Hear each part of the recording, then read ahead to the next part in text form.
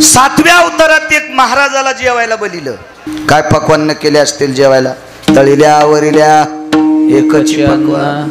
काय समर्थाच्या घरचं जेवण, देवाच्या घरचं जेवण म्हणलं काय कमी आहे तिथं? ह्या पक्वान्नाची पक्वान्नच. आता पितृपंधरवाडा आहे, 14 पदार्थ असतात. आपल्या पोरायनं चांगल्या प्रॉपर्ट्या सांभाळावा म्हणून सुनायला सांगतो, जिच्या घरी पक्ष असेल तिनं 14 पदार्थ श्रद्धेनं करी जा. जितका पांडुरंग आपल्याला प्रिय आहे, जितका काशीतला मालक आपल्याला प्रिय आहे, तितकीच पक्ष तिथी पितृतिथी तितकी प्रिय आहे. ज्या दिवशी आपल्या सासऱ्यांचं श्राद्ध असेल त्या दिवशी 14 पदार्थ नियमानं करत जा, नियमानं. तर त्या कुळातल्या लेकरावर पितृदोष पडत नसतो. अंधश्रद्धा नाही सांगत, श्रद्धा सांगतोय. मग त्या कुळातली लेकरं त्या कुळाचा झेंडा गोडच्या ठिकाणी लावत असतात. आदर करत जा आपल्या लोकावर, आपल्या पितृलोकांवर. ज्यांचे जिवंत आहेत त्यांनी जिवंतपणे आदर करत जा. आणि मेल्याच्या नंतर सेवा घडत नाही याच्याकरता पितरांच्या विषयी आदर ठेवत जा, आदर ठेवत जा. 14 पदार्थ केली पाहिजे. पितराच्या दिवशी गडबड नाही केली पाहिजे. खीर कुठली पाहिजे पितराच्या दिवशी? इतक्या हुशार काय काय पांढऱ्या भातातच साखर टाकत्यानं हीच झाली खीर. त्याच्यावर 2-3 वर्षाला मला ती बाई म्हणली, महाराज गावखरी गव्हाचं ढेलं होतं, 2 एकर पट्टीत असे गहू होत होते, ते गव्हाचं ढेलच राहिलं नाही. म्हणलं काय केलं? बब्याने इकलं. सासऱ्याला खीर म्हणली तांदळाचीच करीत होते, याच्यामुळेच इकलं. सासऱ्यानं वरून सांगितलं, आहा कटा त्याचे करीती पितर, वंशी दुराचारी पुत्र झाला. मालकांचं वाक्य, भंगिऱ्यांचं नाही. विठाला विठाला. सज्जनांनो, देवाच्या आशीर्वादाची जेवढी शक्ती आहे, संतांच्या आशीर्वादाची जितकी शक्ती आहे, तितकी इंजिनियर साहेब आपल्या पितृंच्या आशीर्वादाची शक्ती आहे. तुका म्हणे पितृ, प्रभू रामचंद्रांच्या घरी पदार्थ केले. पितृपंधरवडा म्हणून इकडे आलतो. तुका म्हणे पितृ आशीर्वाद देती, कल्याण इच्छिती तया कुळा, कल्याण विच्छिती तया कुळा. कडव्यावर येतो मी पुन्हा. महाराज जेवायला बोलील ते तिथं येतो मी. पण मला कापसाला गव्हाला पाणी देताना गवत उपटायचं नाद आहे. इकडे येतो ना जर पितृपंधरवाडा आहे ना, लक्षात असलं पाहिजे. 4-2 पुस्तकं वाचिले, भंगिरे म्हणले इथं पित्र घातल्या वरच्याल भेटतेत का भडव्या? तुला या संप्रदायात यायचं नसेल तर येऊ नको, पण याच्यात जन्माला येऊन इथल्याचे वाभाडे काढू नको, नरकाला जाशील सोंगळ्या. विठाला विठाला.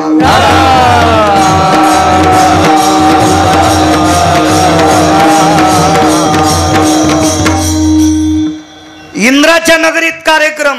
तुका म्हणे पितृ आशीर्वाद देती, कल्याण इच्छिती तया.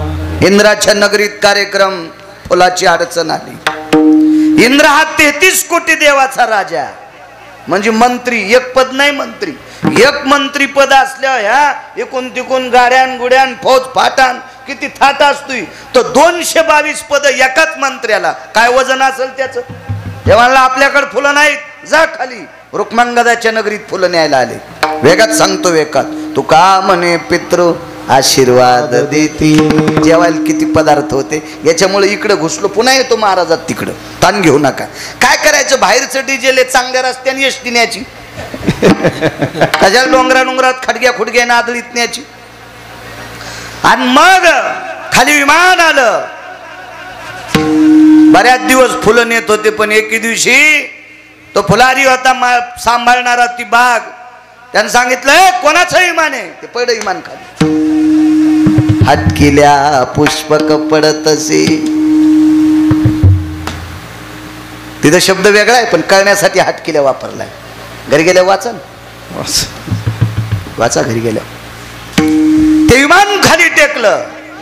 राजाला राग आला, पण इंद्राची सेवक आहेत. आनंद वाटला. आपल्या नगरीतले फुलं स्वर्गात चाललेत, अमरपुरीत चाललेत. आनंद घेऊन जा तुमचं विमान. ते म्हणले तसं जात नाही ना. मग बृहस्पती महाराजांना निरोप केला, हे विमान पेट्रोलनं उडत नाही, याला एकादशीचं पुण्य लागतंय.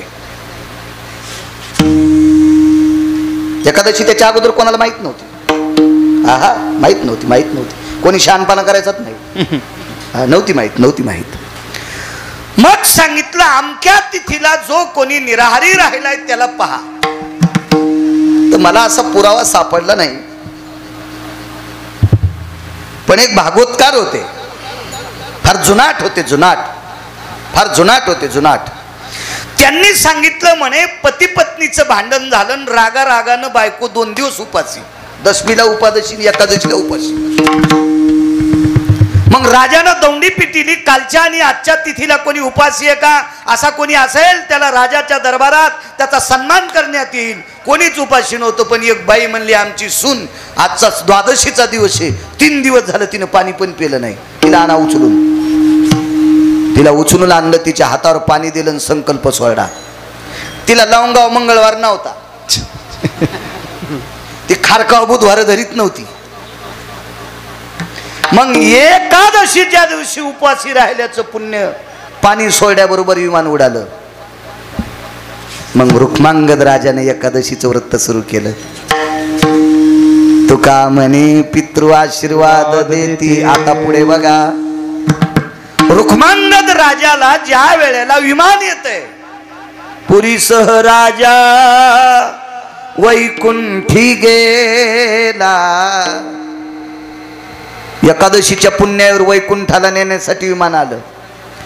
पण रुक्मांगदाचा पुत्र धर्मांगद त्यानं सांगितलं, बाबा मी तुमच्या पश्चात राज्य करतो.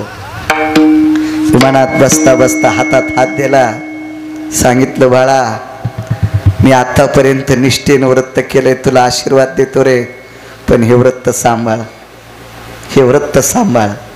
आणि रुक्मांगदानं जे राज्य केलं त्याच्या दुप्पट, हजारो पट श्रेष्ठ आई लेकरावर जितकं प्रेम करते इतकं प्रेम धर्मांगदानं प्रजेवर केलं. आशीर्वाद कोणाचा होता? बापाचा. तुका म्हणे पितृ आशीर्वाद देती. संपत्ती टिकण्यासाठी वाडवडिलांचा आशीर्वाद लागतो. जे वाडवडील आशीर्वाद ठेवत नाहीत त्याची संपत्ती खसखशीनं भरलेलं पोतं. खसखस कळतीनं महालक्ष्म्यात अनारशाला लावली असेल ना तुम्ही, अनारशाला खसखस लाईत असते. आता बाया हुशार झाल्या, ती महाग झाल्यामुळं तिळं लावायल्यात. आमच्या घरी तिळं लावलेत ना, कस काय होते नाही म्हणे, तिळही छान लागते, पण मला अनारशाला खसखसच असते. तिळं बाजरीच्या भाकरीला असते. तू अशी चॉकलेट देऊ नको म्हणलं. विठाला विठाला.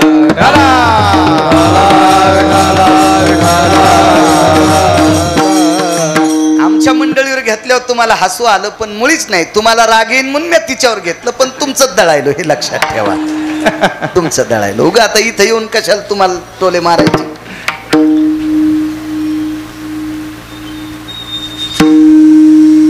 खसखशीचं पोत, त्याला सूक्ष्म छिद्र पण सहन पडत ना, होत नाही.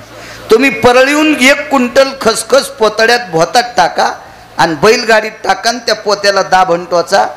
तुमच्या गावात येऊस तर पोत्यात 1 तोळा पण खसखस राहत नाही.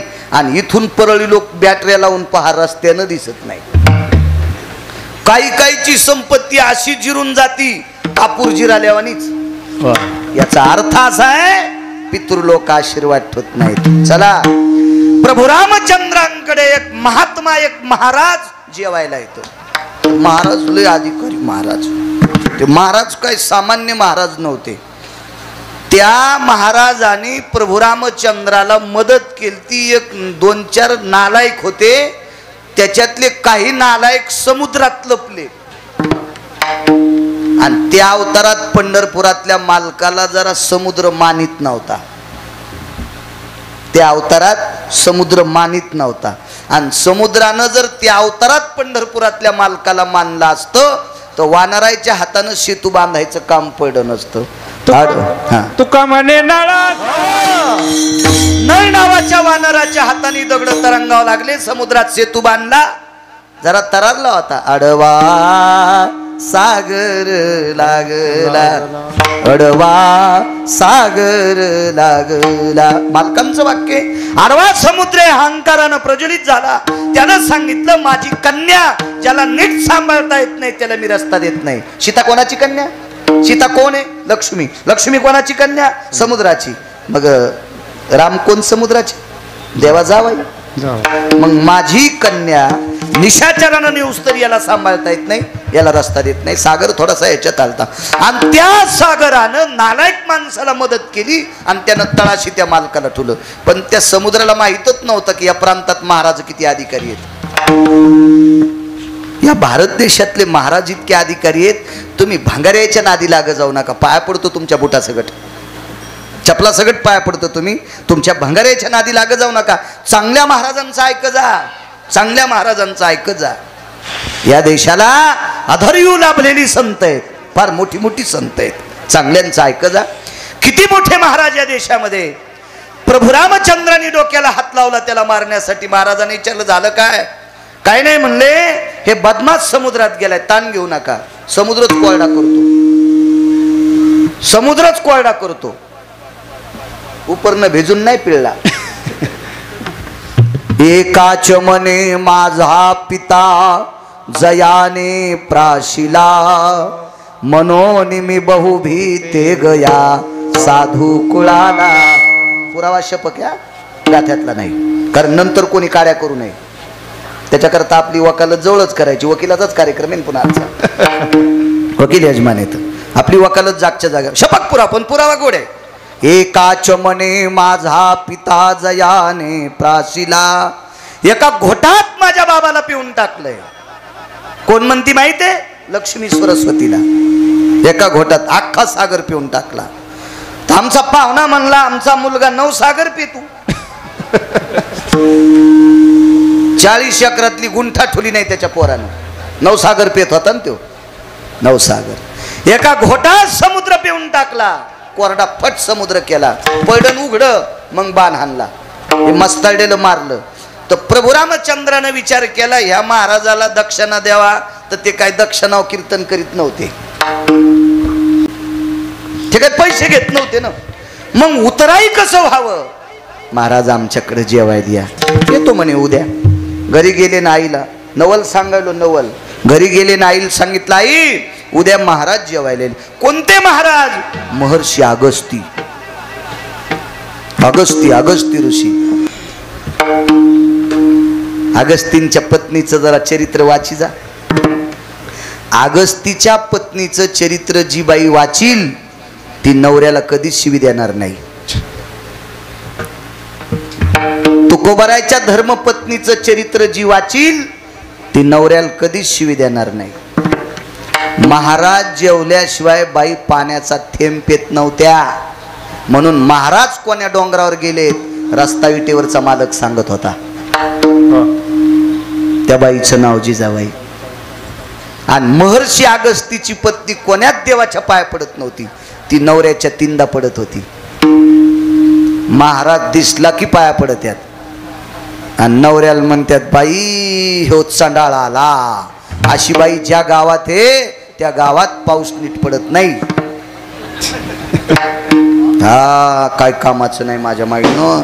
मालकाची उपासना करायची, मालकाची सेवा करायची, त्याच्यापेक्षा दैवत दुसरं मोठं कुठलं नाही. एका घोटात समुद्र पेला. बोलिलं घरी जेवायला. काय स्वयंपाक होता इथपर्यंत आलतो ना. काय जेवले महाराज.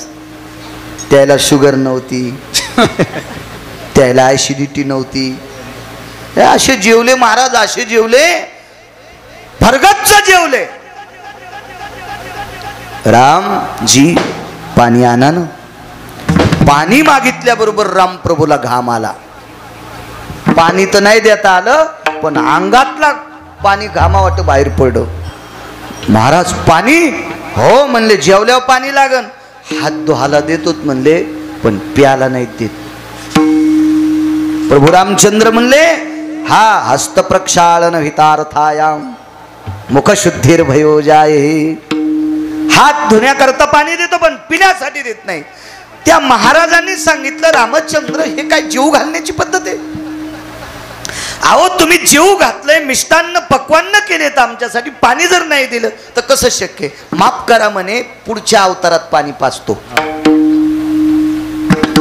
या अवतारात जेवण करा आणि पुढच्या अवतारात पाणी पाजतो. नवल सांगतोय, नवल नवल. मग प्रभू रामचंद्र पुढच्या अवतारात द्वारकाधीश भगवान श्रीकृष्ण परमात्मा. वय थोडंसं मोजकच आहे, फारसं काही वय नाही. वय किती होतं सांगू तुम्हाला? 11 वर्षाच्या आतलं. कारण मागच्या अवतारात पाण्याचं दिलेलं वचन, राहिलेलं कर्ज पुढच्या अवतारात पाणी पाजून पूर्ण केलं. ते गोकुळात असताना केलं.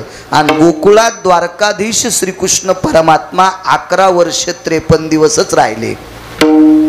11 वर्ष 53 दिवस राहिले. तर एका माणसानं मला प्रश्न केला, महाराज सांदीपनींच्या आश्रमावर 9 वर्ष 12 दिवसाचा कसा काय काळ सांगता?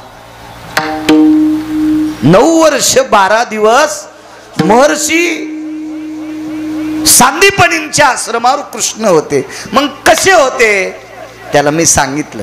घरी आलता तो, मग सांगता आलं. आता कीर्तनात तितकं इकून तिकून फिरायचं म्हणजे बैल 2 आणि जमीन 300 एकर कशी पाळी घालणं होईल. विठाला विठाला विठाला.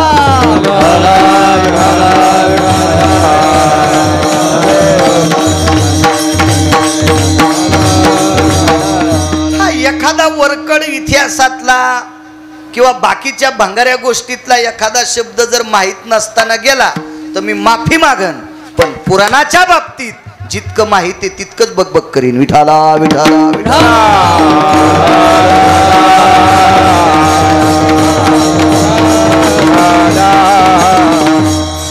11 वर्ष 53 दिवस गोकुळात राहिले. त्याच्यानंतर 54व्या दिवशी मथुरेत प्रवेश केला. म्हणजे 11 वर्षाच्या काळातला वय होतं. तेवढा काळ ते वय. आणि त्या वयात लक्षात आलं मागचं कर्ज शिल्लक आहे, त्याच्यातून उत्तीर्ण व्हायचं. करावं काय? दरवर्षी गवळी गोवर्धनाची पूजा करत होते. आपल्या इंद्राची पूजा करायची. अमरेंद्रायत पुनितायाम यत् सर्वान् नृणानां यतः सर्वस्थितायां शचीपतिभय स्थितो पुरंदरा स्थित व्याप्तायां यति जयंती जयंतानाहं. जयंती कन्या, जयंत पुत्र, शची पत्नी, त्यांचा शचीचा पती इंद्र, अमरेंद्र, सुरेंद्र असे बऱ्यापैकी त्याचं नाव आहे. देवेंद्र खूप नाव आहेत त्याला इंद्राला. आणि तो त्याची दरवर्षी पूजा करायची त्या इंद्राची. या वर्षी द्वारकाधीश कृष्ण परमात्म्याने, गोकुळ निवासी कृष्ण परमात्म्याने बालवयात सर्व ज्येष्ठांना सांगितलं गोवर्धनाची पूजा करायची. या पर्वतावरचं गवत आपल्या गायी वासरं खातात म्हणून आजही पद्धत आहे. कृष्णादेवा आवर्षण जर पडला असेल तो गोवर्धन पूजा करण्याची पद्धत आहे. आपल्या गावाला एखादी उंच टेकडी असेल त्या टेकडीवर गायी घेऊन जायच्या. त्या दिवशी गायी धुवायच्या, वासरं धुवायचे, काही बैल धुवायचे, म्हशी पण. बरं म्हशी पण आल्या त्याच्यात, शेळ्या नसत्यात. मात्र शेळ्याच्या बाबतीत मी वाईट बोलणार नाही, पण गोवर्धन पूजेला शेळी नसती. शेळी का नसती? कारण शेळीचं बीज हलकट आहे. शेळी हलकट नाही. शेळी ज्याच्यापासून जन्माला आली ती शेपुडी हलकट आहे. तिचा बाप हलकट आहे. बोकड्या नालाय की ना, बोकड्याला 3ऱ्या दिवशी बहीण कळत नाही. शेतकरी आहेत तुम्ही, त्याच्याकरता शेपुडी वापरली नाही. इकडे विठाला विठाला विठाला.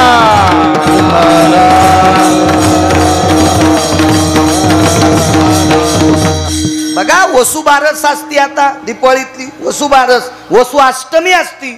वसु अष्टमी आहे ती केव्हा येते सांगता देवप्पा तुम्ही नका सांगू.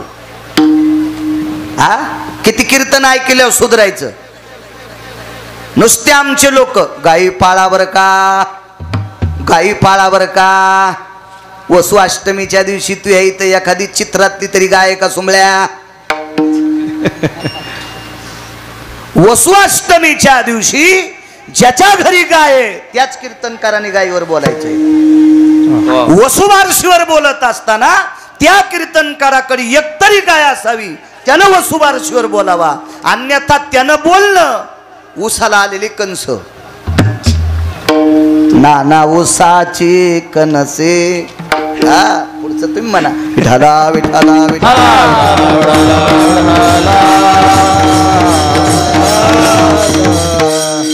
गाईच्या बाबतीत आहे, म्हशीच्या बाबतीत सुद्धा आहे.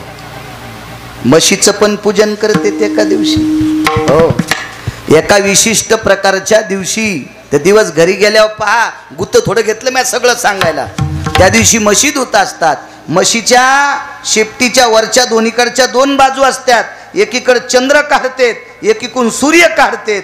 ते कावाचा काढीत नाहीत, ते चुन्याचा काढीत नाहीत, ते दह्यानं काढतेत किंवा लोण्यानं काढतेत. विठाला विठाला विठाला.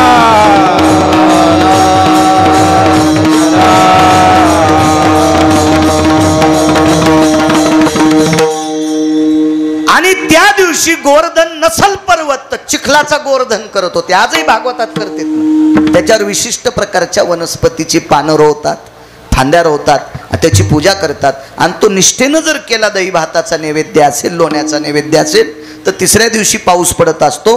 तो गोवर्धन पूजा करणारा निष्ठावंत वारकरी असावा.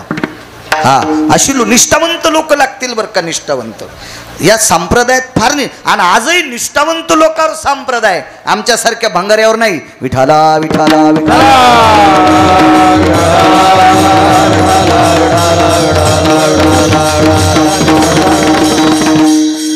जे घरातल्या लोकांसंग नीट राहू शकत नाहीत, ते तुमचं काय कल्याण करू शकतील? ज्याला नाते गोते नीट सांभाळता येत नाही, ते भंगारी तुमचं काय कल्याण करणार आहेत?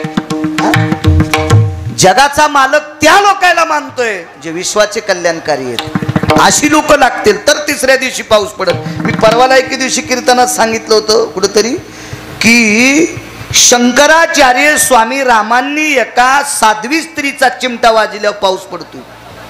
एक जण म्हणला, महाराज तुम्ही महाराजांनी चिमटा वाजल्यावर. म्हणला आम्ही गुतलोत रे, नाही तर आमच्याच्यानं पाऊस पडला असता, पण आम्ही गठुड्यात गुतलोत. गठुड्यात गुतला नाही असा महाराजच सापडला नाही. नाही त्या सुटली नाही त्या सुटली द्रव्य लोभ माया, भस्मदंड छाया तरुवराची. याच्यात लग्न करणारे गुतले, लग्न न करणारे गुतले. कोणाला आवडत नाही आईसा कोणी दावा, हे जया नावडे कन्या पुत्र घोडे दाराधन. आवडत नाही असा माणूस आहे कुठं सोडून. म्हणून आमच्या चन पडत नाही. निष्ठावंत लोकांच्या हातानं गोवर्धन करण्याची पद्धत. आणि त्या गोवर्धनाची पूजा केली. गाई म्हशींना झालरी बांधल्या, घोडत्यांच्या पाठीवर झुली टाकल्या, शिंगांना नाना प्रकारचं वगैरे वगैरे काय काय सजवल्या, मुक्तांच्या माळा घातल्या. आणि त्या दिवशी इंद्राच्या सेवकानं सांगितलं, आपली पूजा न करता गोवर्धनाची पूजा केली. आणि 33 कोटी देवाचा राजा 222 मंत्रीपद एकट्यालाच. ते मस्ताडून त्याला राग आला आणि रागाच्या भरात प्रमाथी नावाच्या वरुणाच्या कानात फुकलं, असा पाऊस पाड की गोकुळ शिल्लक नाही राहिलं पाहिजे, वृंदावन शिल्लक नाही राहिलं पाहिजे, मथुरा शिल्लक नाही राहिली पाहिजे, इथला कोणीच वाचला नाही पाहिजे. बापरे. उत्सवाच्या निमित्तानं सगळे गोवर्धनाच्या तिथे आले. करावं काय, येणे गिरी गोवर्धन उचलला. भगवंतानी गोवर्धन पर्वत उचलला आणि तो नखावर धरला. 11 वर्ष 53 दिवसाच्या आतलं वय. आता नेमकं पक्क नाही सांगता येणार, जर भेटला अभ्यास करायला वेळ तर ते पण पक्क सांगेल. 11 वर्ष कितव्या दिवशी, किंवा 10 वर्ष किती महिन्याच्या नंतर, किंवा 10 वर्षाच्या नंतर कितव्या दिवशी गोवर्धन पर्वत करंगळीवर उचलला सांगेल एके दिवशी. ना देईच कायचा. घोडं तरी गोमाशील बसू देईन, पण गध नाही बसू देत. विठाला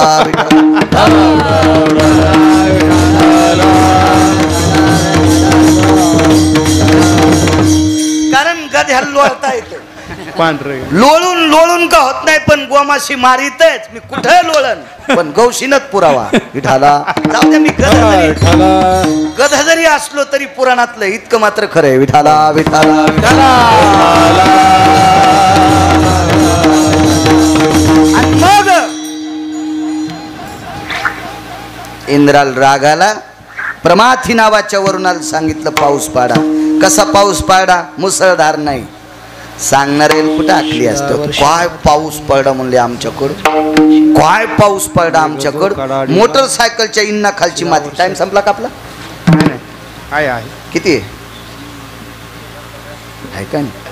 संपत आला आहे का नाही? एवढा पुरावा सांगून जे इठ्ठल करू काय ताण. वेळेत वेळेत वेळेत असलं पाहिजे. उगत ताण नाही. पुढचा जीव घालायला आहे म्हणजे पोटभर जेव्हा आपण उलटूस तर जेवू नये. असं एखाद्यानं बैल दिले, दुपारा ठेपात नाही केला. दुसऱ्याचे बैल म्हणून ठेपात नाही ना. दिवस माणूस तर उभाटे आणले, दुसऱ्या दिवशी बैल चलत नत. ते मालक म्हणला, मरुस तर माझ्या बैलाकडे पाहू नको रे तू. असं नसते ते का नाही. माणसं ऐकायलीत म्हणून असं असतं का कुठं काही बी नाही. आपण आपल्या वेळेत कीर्तन सोडायचं. असो मुसळधार पाऊस नाही. शिळावर शल्या धारी मेघ जो कडाडले मेघ जो कडाडीला शिळावर शल्या धारी रक्षिले गोकुळ वो नखी धरी लागिरी निर्भय लोक पाळ अवतरले हारी जय देवा कृष्ण नाथा राई रुक्मिणी कांता आरती ओवाळी तुम्हा देव के सोता जय देवा कृष्ण नाथा रक्षिले गोकुळ वो नखी धरी लागिरी तया पृष्ठावरी एका प्रजन्य थेंबुटा लहरी त्या गाईच्या पाठीवर एक पावसाचा थेंब पडल. काय इंद्राची मायवेली, काय हिम्मत आहे त्याची गाई भिजवायची. अद्याप नाही. हत्तीच्या सोंडेसारख्या धारा पडल्या. काय पाऊस पडत असेल कल्पना करा. 14 समुद्रा इतकं पाणी वाहत होतं. 14. आता करायचं काय. गवळ्यांनी विचारलं कृष्णा हे पाणी किती गाव मरतील, किती गाव बुडतील. काळजी करू नका. पाचारीला वासुकिओ पाचारीला वासुकिओ 9 वेळेला वासुकीला बोलिलं. एकदा समुद्र मंथन करताना बोलिलं, एकदा अति पाऊस पडला तेव्हा बोलिलं. बाकीचं पान पुन्हा आहे का नाही बघितलं पाहिजे. बाकीचं काही दुकानावर घ्या दुसऱ्या एकाच दुकानावर सगळ्या वस्तू कशा भेटतील. आता वासुकीला आमंत्रित केलं आणि त्याला सांगितलं ऐके उरंगा ऐके उरंगा ऐके रे उरंगा. उरंग म्हणजे सर्प. याच्याकरता पुन्हा पुन्हा उरंग उरंग म्हणलो. ऐके ददुशुका म्हणजे सर्प. ऐके व्याळा व्याळ म्हणजे सर्प. सर्पाला फार नाव आहेत. हे उरंगा आता तू याचा आळ कर. जैसा मंद्राचळ कवळीला आयसा सव्य भागे कवळावा. जसा मंद्रचळ मधातून कवळीलता रई मंथन करत असताना आता सगळ्या बाजूनं गिरी गोवर्धन हा गोवर्धन तो कवळायचा आणि एका जाग्यावर त्याचं दार काढून दे. 14 समुद्राचं पाणी एका जाग्यावर चौकून शेषाचं आळ वासुकीचं आळ आणि एका जाग्यावर असं पाणी. ते पाणी 14 समुद्रा इतकं पडत होतं आणि आवाज दिला महाराज या 7व्या अवतारात जीव घातलं होतं आता पाणी प्या. म्हाताऱ्यानं तोंड लावलं तिथं पाणी पिऊच लागलं. इंद्राला राग आल्या हत्तीच्या सोंडेसारख्या धारा पडू लागल्या. मुसळधार पाऊस कशाला म्हणते त्याची व्याख्या सांगत नाही. आता टाइम संपला ना आपला. कशाला मुसळधार तरी सांगतो. पन्हाळा खाली पडलेलं पाणी त्याचा खड्डा व्हावा आणि त्याच्यात 5-7 म्हशीचे लेकर पोहावा. म्हशीला झालेले 10-15 दिवसाचे हाले वघारी त्याच्यात पडड्या पोहावा. एवढा खड्डा पन्हाळाच्या पाण्यानं पडावा तवा मुसळधार पाऊस म्हणते. पत्राचे दूर न व्हावा कडी खाला. आपण कशाला काय पाऊस झाला हो. बाई रानातून आली तो पदर नाही भिजला तरी पाऊस झाला. कशाला म्हणतो आपण, कशाला काही म्हणतो. जाऊ द्या.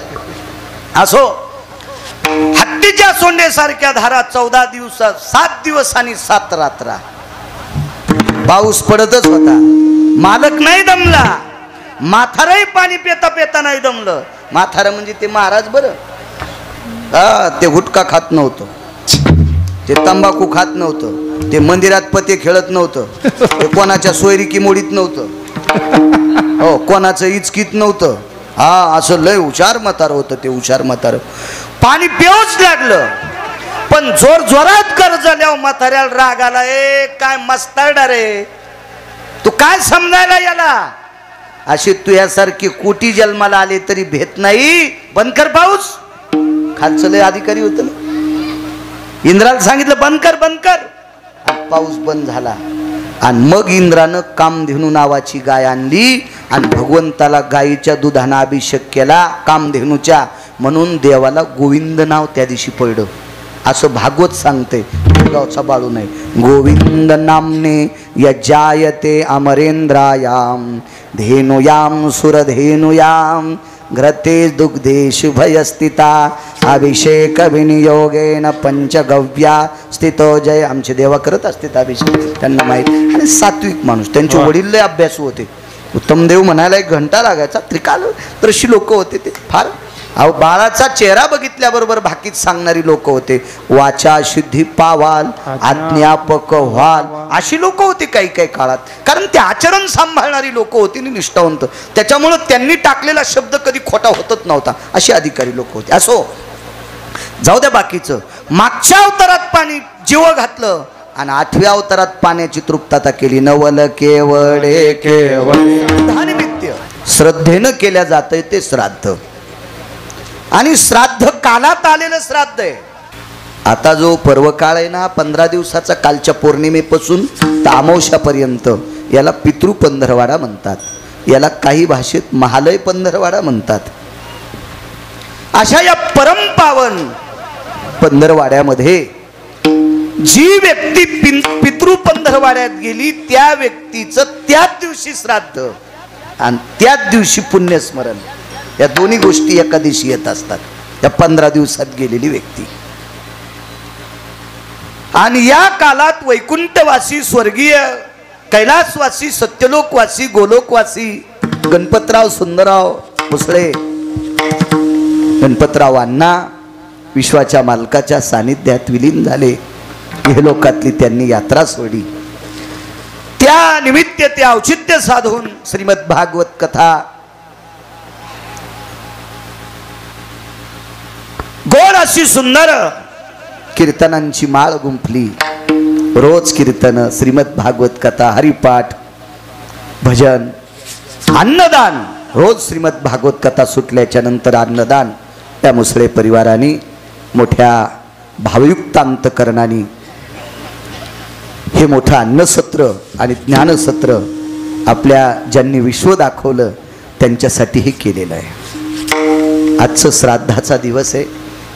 मी वकील साहेबांना मगाशी बोलून गेलो, देवाई होते. पुढच्या वर्षी असा सप्ताह करत असताना 1 दिवस पुढे ढकलायचा आणि श्राद्धाचा दिवस मध्ये घ्यायचा. कारण श्राद्धाच्या दिवशी तर्पण विधी असतो आणि या तर्पण विधीच्या दिवशी फुलं उधळली पाहिजे, फुलं टाकली पाहिजे. आता पंचायत अशी झाली, फुलं टाकण्यासाठी अभंग घ्यावा का काल्याचा अभंग घ्यावा ही पंचायत. पण एवढ्या आता हा यजमानाला काही दोष नसतो, आमच्या सांगणाऱ्या लोकांचा दोष असतो. विठाला विठाला विठाला.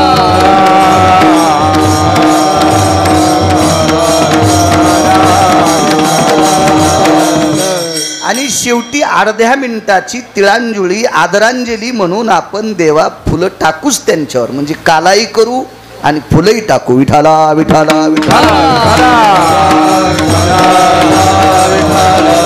मोठ्या श्रद्धेने, मोठ्या अट्टहासाने परम अधिष्ठान विश्वातलं वारकरी संप्रदायातलं एक नाविन्य युगानुयुगी कार्यरत असलेलं रत्न सद्गुरु पूजनीय पवित्रान पूज्य विन्या सकलाम सृष्टी त्वज्जायते असा 19 संन्याशापैकी 1 नंबरचा संन्यासी, अधिष्ठान दक्षिणमुखी हनुमान मंदिर. अशा मारुतीरायाच्या दरबारात एवढा मोठा उत्सव तुम्ही मोठ्या आदरानं करता, तुम्हाला धन्यवाद.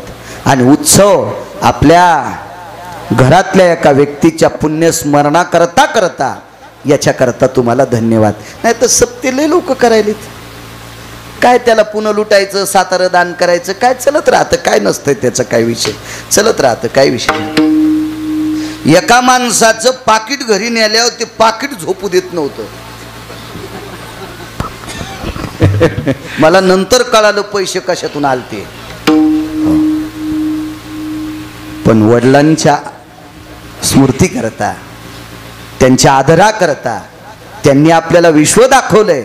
या प्रित्यर्थ त्याच्यातून उतराई तर होऊ शकत नाहीत.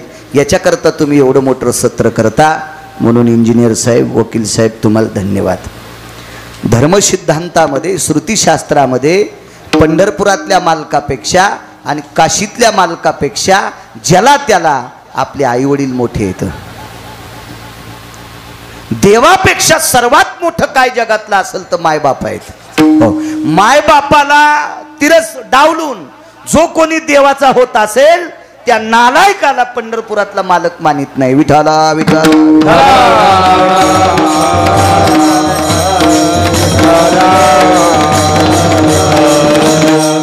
त्या पुण्यस्मरणानिमित्त अखंड हरिनाम सप्ताह आहे.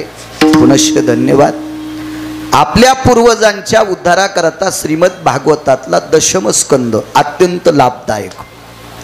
श्रीमद भागवतातला दशम स्कंद म्हणजे विटेवरच्या मालकाचा प्राण आहे. प्राण प्राण.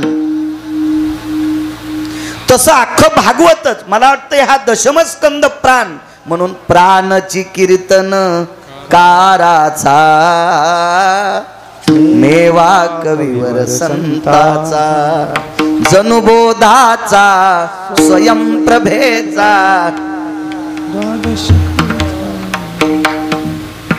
वा वा वा वा. पाठी सगळ्यांना आरती. विठाला विठाला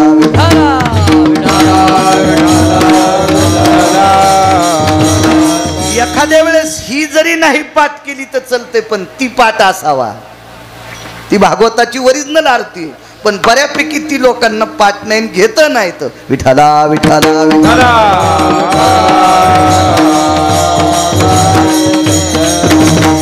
ज्या श्रीमद भागवतात 12 स्कंद आहेत त्या स्कंदाचं वर्णन त्या आरतीत. विठ्ठल स्कंदवदे 12 नवमहा संपविला सारा. नारद कथा साधू श्रवणी परीक्षिती लवला सुखचरणी. क्या बात आहे. वा वा. ही ओरिजिनल भागवताची आरती. Original original original. काय होतं माहितीये का माझं मत आहे भुसकट सांभाळा पण त्याच्या जेवारी असली तर सांभाळा. मात्र सांभाळा पण कुंटल भर मातीन छटाक भर सोयाबीन कशाला बेजार होता. 75 किलो सोयाबीन आणि 25 किलो माती असेल तर शहाण्याबाईनं चाळणीत धुवा है का नाही. पण नुसतं फलकट नाही सांभाळायचं. मग बाकी काही म्हणा पण ओरिजिनल म्हणल्यावर ते म्हणा. विठाला विठाला.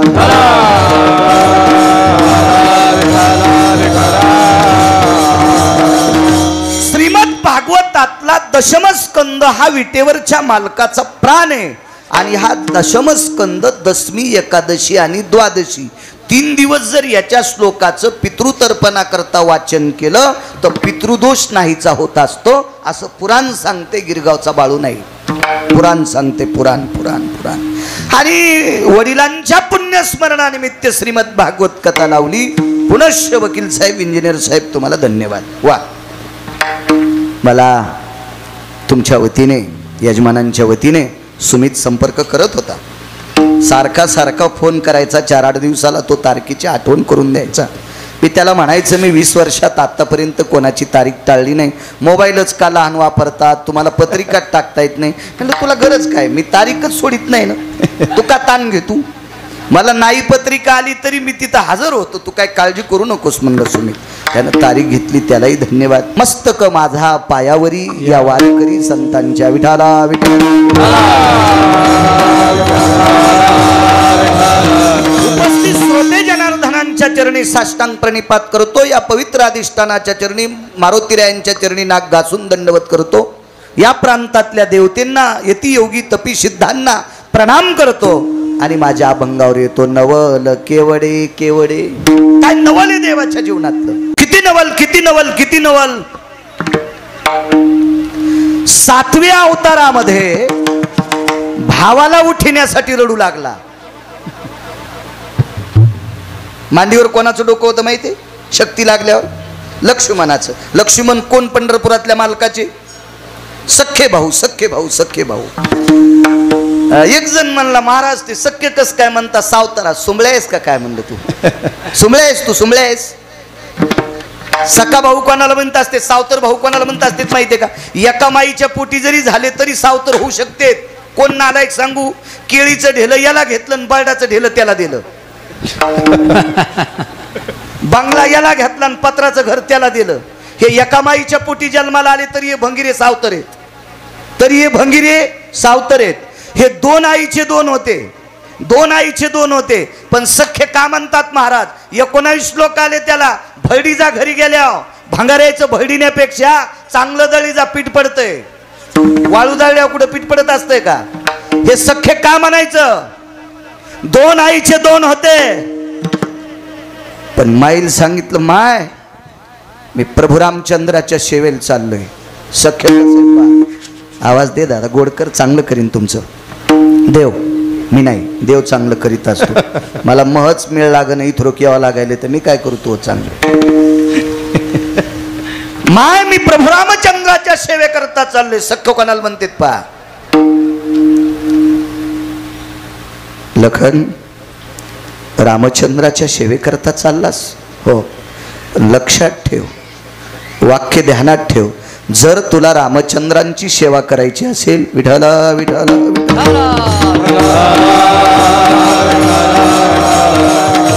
जर तुला रामचंद्रांची सेवा करायची असेल तर माझा एक शब्द लक्षात ठेव. कुठला. रामचंद्रांची सेवा करत असताना स्वप्नात पण पाप नाही आलं पाहिजे. पोरग कोणाचं होतं. सुमित्रेचं.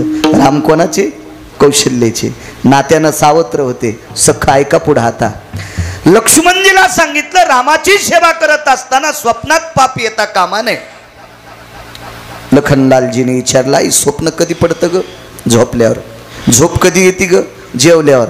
लक्ष्मणानं त्याच दिवशी हातावर पाणी घेतलं आणि संकल्प केला वापस येऊस तर जेवणारच नाही, म्हणजे झोपीचा प्रश्न नाही. वापस येऊस तर पाण्याचा थेंब पण घेणार नाही. इथं सावत्र भाऊ म्हणत असतात का हाणायला पाहिजे वाक्याला रुमण्यानं. विठाला विठाला विठाला.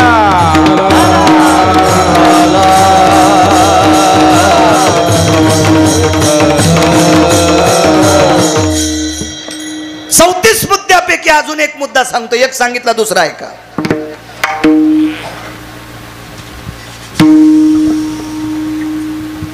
दोघ जण सख्खे भाऊ एक बाजाराला गेला. घरी थांबलेल्या भावानं सांगितलं दादा गाजर घेऊन ये रे. गाजर घेऊन ये, गाजर घेऊन ये, गाजर घेऊन ये. तर आपल्या दादानं आपल्याला गाजर सांगितले ते गोड आहेत की नाही कळण्यासाठी बाजारातच 2 खाऊन पाहिले. कोणी माहिती आहे. सख्या भावानं बाजारातच 2 खाऊन पाहिले गोड आहेत का नाही म्हणून. सज्जनांनो प्रभू रामचंद्र 14 वर्षे 27 दिवस फळ खाल्ले. ते फळ आणून दिले लक्ष्मणानं. आणून लक्ष्मणानं दिले. लक्ष्मणानं दिले. लक्ष्मण फळ तोडीत होते. फळ आणल्यावर धूत होते. शक्यतो धुवाची गरज नव्हती, त्याच्यावर फवारीत नव्हते ना. तरी पण धुवून खात जा. जाऊ द्या धुतलं पाहिजे. धूत होते. काही फळं सोलायची असतात ती सोलून देत होते. काही फळं चिरायची असतात ती चिरून देत होते. काय वापरीत असतील ते देव जाणे तिथं. पण सोलून चिरून धुवून लक्ष्मणजी फळं देत होते. इथपर्यंत फळाकडे पाहत होते. प्रभू रामचंद्र सीताई साहेब खाताना मात्र त्यांच्याकडे पाठ करीत होते. त्यांच्याकडे बघत नव्हते. सख्खे पण किती गोडे लक्षात ठेवा. त्यांच्याकडे पाहत नव्हते. तर एके दिवशी सीताई साहेबानं रामप्रभूला प्रश्न केला लक्ष्मण भाऊजी फळं आणतेत, फळं धुतेत, फळं सोलतेत, फळं कापतेत, फळं आपल्याला वाढतेत, पण आपण जेवताना आपल्याकडे पाठ करतेत, कारण काय. प्रभू रामचंद्रानं विचारलं सीते हा प्रश्न मला विचारू नकोस. माझी विचारण्याची ताकद माझ्यात नाही. सीताई साहेब म्हणल्या मी विचारते, तू पण विचारू नकोस. नाही पण मला विचारायचं म्हणे. एकांतात सीताई साहेब एका झाडाखाली बसल्या. प्रभू रामचंद्र बाजूला आहेत. देवानं आपलं झोपीचं नाटक केलं. दगड उशाला घेतला. प्रभू झोपलेले आहेत. लक्ष्मण झोपतही नव्हते. त्यांना स्वप्नात सुद्धा रामाविषयी पाप येऊ द्यायचं नव्हतं. बाजूलाच उभे होते. आणि सीताई साहेबांनी सहज प्रश्न केला भाऊजी काय वहिनी साहेब, काय वहिनी साहेब, काय भाऊजी तुम्ही फळं आणता, तोडता तुम्ही, सोलता तुम्ही, कापता तुम्ही, वाढता तुम्ही, आणि आम्ही फळं खात असताना आमच्याकडे पाठ करता, कारण काय.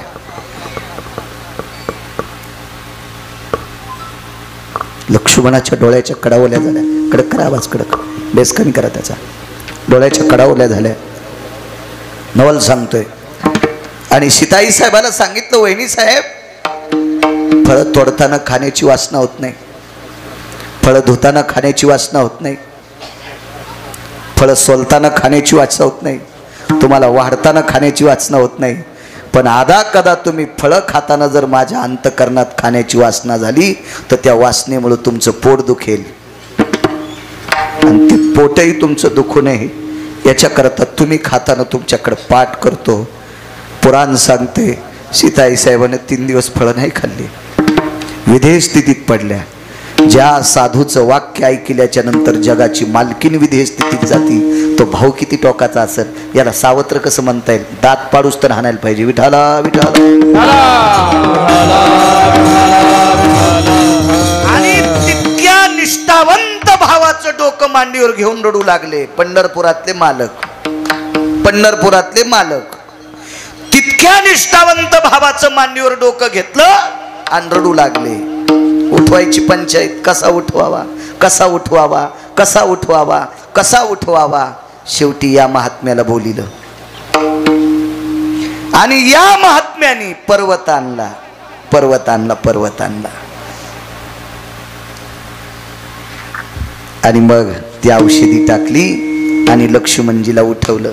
नवल नाही नाही नवल, प्रभू रामचंद्रांना नाही उठिलं राजो, उठिलंय त्यानं. हे आपले संत सांगतात हा भाग लय टोकाचा आहे. पुराण सांगते हा भाग लय टोकाचा आहे.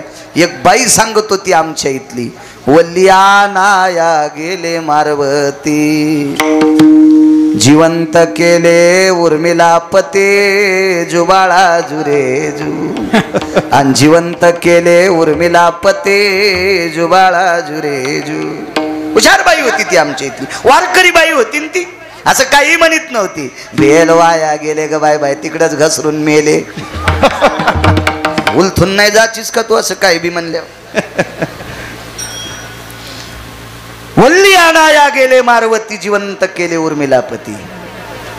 येणे गिरी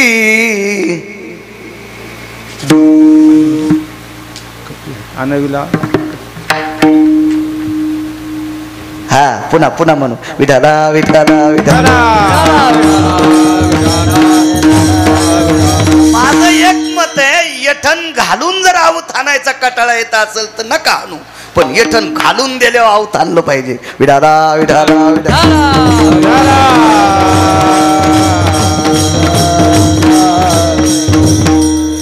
फार मोठी ताकद मारुती राहिली. उठिलं नाही उठिता आलं. इतका निष्ठावंत भाऊ, इतका निष्ठावंत भाऊ. पण ज्यांच्याकडे काही दिवस भाकरी खाल्ल्या त्या बाईचं पोरग पाण्यात बुडून मेलं. पाण्यात बुडून ते पोरग मेलं. ते पोरग सामान्य माणसाचं नव्हतं. पृथ्वीवर जितके देश आहे सर्व देशातला शिक्षण महर्षी होता. त्या शिक्षण महर्षीचं नाव होतं महर्षी सांदीपनी. आणि या सांदीपनींच्या धर्मपत्नीनं जाता जाता सांगितलं, कृष्णा काहीच गुरुदक्षिणा नको रे. मग आई साहेब रडता का? तुझ्यात पोरग पाहत होते. मग आता मी गेल्यावर कोणात पाहतान? त्याचीच तर पंचायत येणार आहे. मग भगवंताच्या लक्षात आलं बाई मागत नाही आणि दिल्याशिवाय आता ऐकत नाही. मग मुलगा मेल्याचं दुःख बाई विसरून गेल्या सांदीपनींच्या पत्नी. कोणामुळं? कृष्णात स्वतःचा मुलगा पाहत होत्या. पंढरपुरातल्या मालकात स्वतःचा मुलगा पाहत होत्या.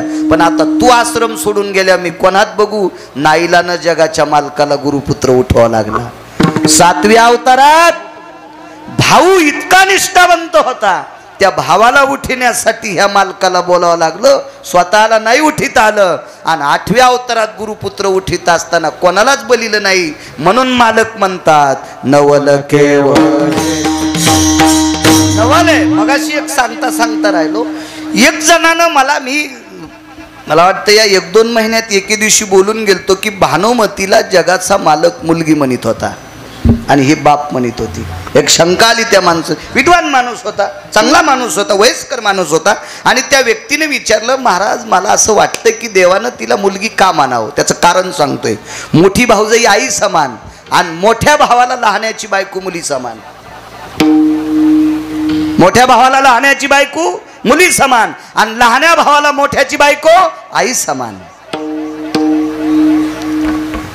सज्जनांनो, हिच्या नवऱ्याच्या नालायकपणामुळं ब्रह्मांडाच्या मालकाला 7व्या अवतारातला जो भाऊ होता तो शेष होता आणि हा शेष या सुंदर स्त्रीच्या पतीच्या नालायकामुळं शेषाला भोग सृष्टीतला स्वीकारावा लागला. म्हणून जगाच्या मालकाच्या लक्षात होतं, पाताळातून शेष आला तो कवनाचे गेहिरी गाला. हा पुरावा आहे. याच्याकरता जगाच्या मालकानं तिला मुलीच्या तत्वात मानलं होतं. कधी कधी पुराण इचकी जा, गबाळायचं भांगरायचं इचकिल्यावर काय भेटते तुम्हाला, पुराण इचकी जा, आपलं बुद्धी प्रज्वलित होत असते. विठाला विठा हे नवलाचं काम आहे. नाही उठू शकले 7व्या अवतारात स्वतंत्र, मालकाची कृपा झाली. पुन्हा एक प्रसंग ऐका. नाना प्रकारची नवलाची काम आहेत. देवाच्या स्वतःच्या लग्नात नवल आहे. देवानं जिच्याशी लग्न केलंय तिची सोयरीक दुसऱ्याशी झाली. हळद दुसऱ्या संग लागली कृष्ण देवा, आणि आंतरपट दुसऱ्या सोबतच सुटला. हळद शिशुपाळा सोबत. श्रीमंतो भयस्थितो हरिद्रादि चूर्ण यजताः सर्वांग विलेपनम सर्वस्थिताति मंगलम षोडशम संस्कारे तम. 16 संस्कारापैकी एक संस्कार म्हणजे लग्न. यस संस्कारेण फलतृप फलतिते यत्मिद्यानाम. युगजन म्हणला काय तर मम म्हणता. अरे असंच म्हणावं लागतं सोमळ्या. तुला कळालं असं म्हणल्या तर ब्राह्मणाला तिथंच घर बांधून जावं लागन. हो ना, तुला कळ आणि तुला का कळणार आहे. विठाला विठाला विठाला.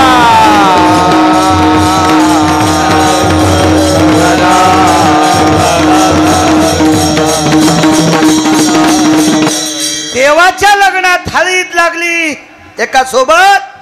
लग्न झालं पंढरपुरातल्या मालकासोबत. लग्नात 6 कामं नवलाची. महत्वाचं काम आहे. आचारी कोण हे नवलाचं. वाचा घरी गेल्या वाचा. अंतरपट त्या लग्नात कोणी धरला नवल. त्या लग्नात ज्याने अंतरपट धरलाय त्यानं आयुष्यात कोणाच्याच लग्नात धरलेला नव्हता. आधी धरला नाही आणि त्या लग्नाच्या नंतर पुन्हा कोणाच्या लग्नात धरला नाही. अशी व्यक्ती अंतरपट धरायला भागवतात नका बघू. दुसरं पुराण बघायचं. भागवतात नाही सापडणार. पुन्हा म्हणताल कशात आहे ते तुम्ही ठरवा. हेही नवल आहे. त्या लग्नात सासऱ्याला आमंत्रित केलं. समुद्र साथी होते. कुठं बसवायचे. अहो पन्हाळाचं पाणी पडलं नुसते फवारे. वसाडा आला तर माणसं मधात बसायची नाही. तर समुद्र मंडपात आल्यावर कुठं जाईन मंगल कार्यालय.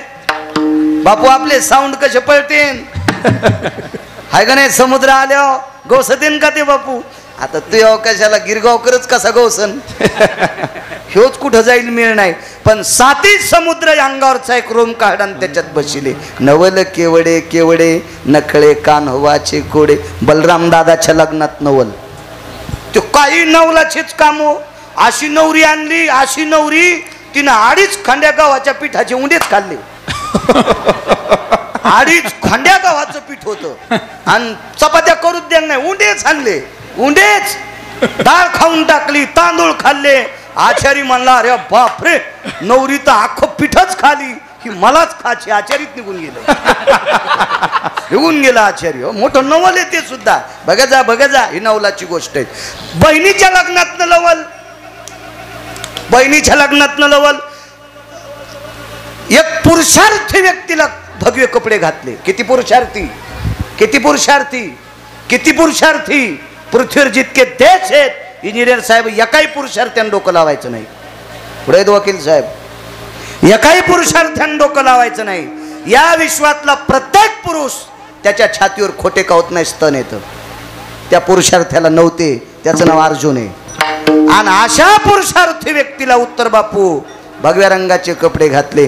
तो संन्यासी होऊन जनी चोरोनी नेली माझी भगिनी. नवल नाही काय. पुरुषार्थी व्यक्तीला संन्यासी केलं आणि ने आमच्या ताईला. देऊ कोणाला केली. याच्याच भावाला चुलत भावाला. बलराम दादानं सोयरीक. 6 श्लोकाचा भेद आहे. बलराम दादानं सोयरीक केली दुर्योधनासोबत. आणि दुर्योधनाची काढून अर्जुनाला देणं इतकं सोपं आहे. दुर्योधनाला सुभद्रा दिली आणि दुर्योधनाला सांगितलं आता अर्जुनाला द्यायची. म्हणजे वळहीनं इस्त्याच्या लग्नाला जाणं. वळही कळतील तुम्हाला. वळे वळे कडब्याच्या वळहीनं इस्त्याच्या लग्नाला जाणं. ती म्हणली मी भारीची साडी नेसून वापस आले. कशी येशील जीजी, जळून गेली न तू. बोल ईस त्याच्या लग्नाला गेल्या वापस येत असती वय. शेळीच्या पोराचं लग्न झालं, शिदुरी वाटायला लांडग्याच्या घरी गेली. शेळीच्या पोराचं लग्न झालं, गलुल्याचं, बोकड्याला गलुले होते ना, गलुले. तिच्या गलुल्याचं लग्न झालं, करंजा वाटायला लांडगिनीच्या घरी गेली, वापस आली असन का? किती आगावपणा आहे. सरपाची पाची मुशक ते पातेले. सर्पाला पोरग झालं, पाचवीच्या दिवशी उंदर गेले. काय असन पंक्तीला, उंदरच आणले. का सरपाची पाची मुशक पातले. सर्पाच्या पाचवीला उंदर गेल्यावर काय खाल्ला असन त्याने? बोटळ्याचा भात. हा, उंदरच आणले, उंदरच वापस येत असतेत का? हे आगावपणा आहे ना. मग तसं दुर्योधनाला दिली आणि सरळ सरळ सोयरीक मोडून इकडे देणं किती आगावपणा आहे. नवल सांगू, पुरुषार्थी व्यक्तीला भगवे कपडे घातले, बहीण चोरून न्यायला लावली आणि तिकडं सांगितलं संन्याशानी बहीण हरली. दुर्योधनाला वार्ता कळाली. दुर्योधन म्हणला फुटको कपाळ बापा, देवाची बहीण आपल्या नशिबात नव्हती. आणि नंतर फोन केला, संन्याशाला अर्जुनाने मारलं, अर्जुनाला ती सापडली. दुर्योधन म्हणला काही का होत नाही, आमच्या घरी झाली, आली नाही सुंबळ्या, मुद्दाम दिली. ही सोयरीक आईला माहित नाही, भावाला माहित नाही, मोठ्या ती गायलाच माहित, सुभद्रेला माहित, अर्जुनाला माहित, पंढरपुरातल्या मालकाला माहित. नवल केवडे केवडे नकळे कानोबाचे कोडे. विढोबार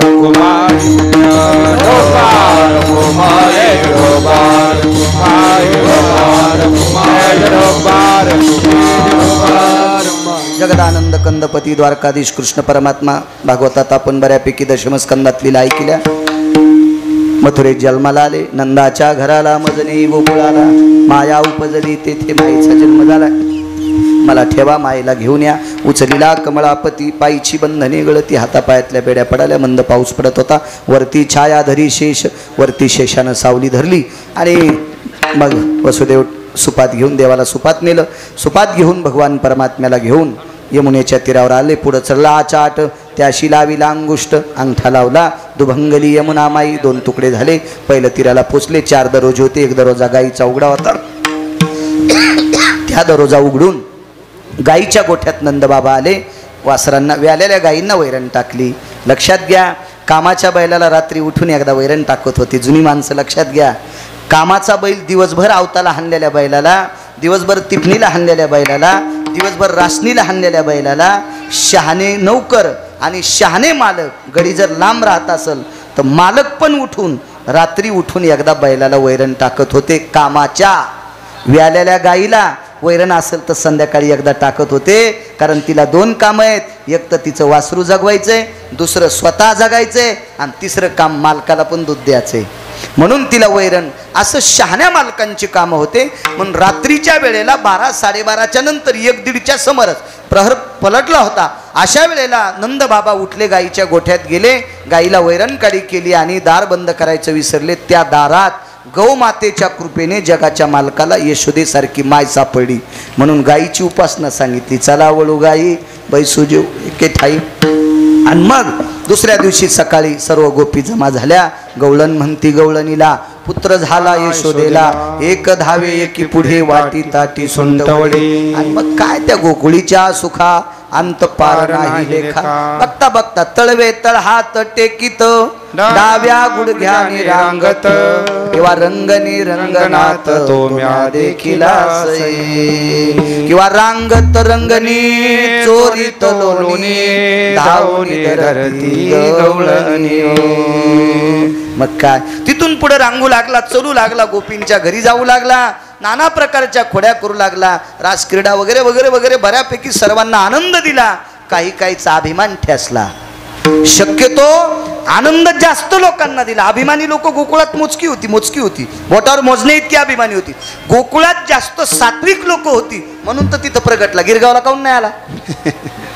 गिरगावला अंकारेल होती. गोकुळात सात्विक लोकांची संख्या जास्त होती, याच्याकरता तिथं प्रगटला. गोकुळी भूमी सात्विक होती, म्हणजे एका माणसाकडे गाई 9 लाख होत्या. आई तुझा मी एकुलता एक, राखी तो 9 लाख. म्हणजे नंदराजाकडे एकट्याकडे 9 लाख गाई. मग ते घर किती पवित्र असेल, ती जागा किती पवित्र असेल, त्याच्याकरता तिथं प्रगट झाला.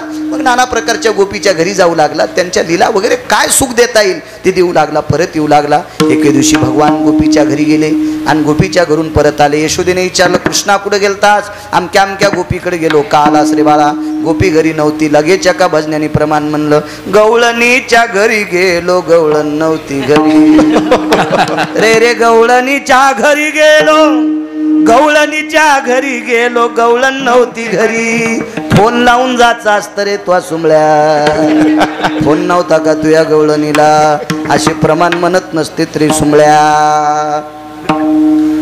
पातला गोपीची आगे हा गे म्हणजे घर. तिच्या घरी पोचलाय, ती नव्हती. विरहतया चांत करना, त्या दिवशी दुःख वाटलं. देता घृत भात माता, आई तूप आणि भात देऊ लागली. डावलीला तोची स्थिता, मने उदिग्नची आई ताजी गोपी न भेटे हो. आज मला गोपी भेटली नाही, वेगळ्या पुराणातलं चिंतन येते. भागवतात नका बघू वेगळे कबा. अहो लय लोकांनी वेगवेगळे सिद्धांत मांडलेत. बघा, हा संप्रदाय ऋषी प्रणिते, हा संप्रदाय मुनी प्रणिते, हा संप्रदाय वेद प्रणिते, हा संप्रदाय शास्त्र प्रणिते, हा संप्रदाय पुराण प्रणिते. बुटक्यात पाणी घेऊन जाणारा प्रणित नाही हो. पळी भर तेल घेतलं आणि म्हणला अख्ख्या गावाला आवतन, शेंडी लावून तू कडक झालेत केस, शेंडीला तितकं तेल लाव, ती शेंडी नरम होणार नाही तितक्या तेलात. तालुका कसा जेवण नाही. फार मोठं पुराण आहे, फार मोठं.